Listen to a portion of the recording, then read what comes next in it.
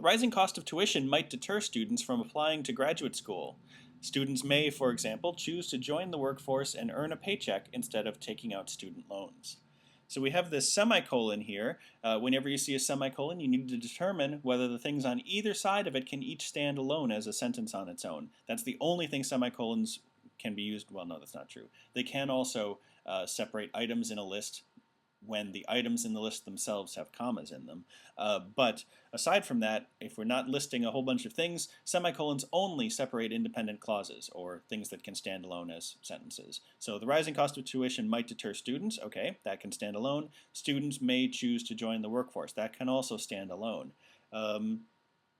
Choice E, for example, which also has the semicolon, has which may, as an example, result in choosing.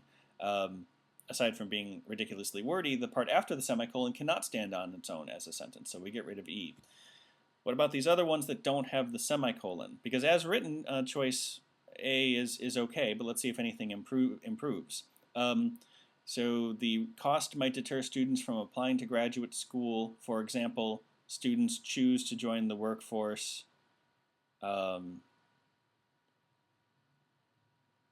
So for example, because we're talking about what might happen, they might be deterred from applying to graduate school. We then move on to choose without having a might. If we had a may or a might there, choice B might be okay, but otherwise it follows as something that will happen. Choice C, the cost of tuition might deter students from applying to graduate school.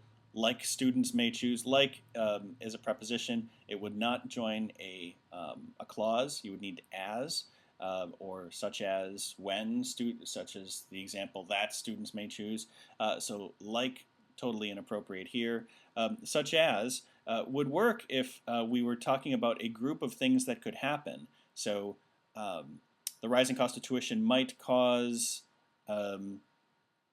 students to make different decisions, such as students choosing to join the workforce instead of a paycheck. But since there's no general class of things that we are providing an example of, with such as, choice D can't work either. So that leaves us with the sentence as written, which is correct.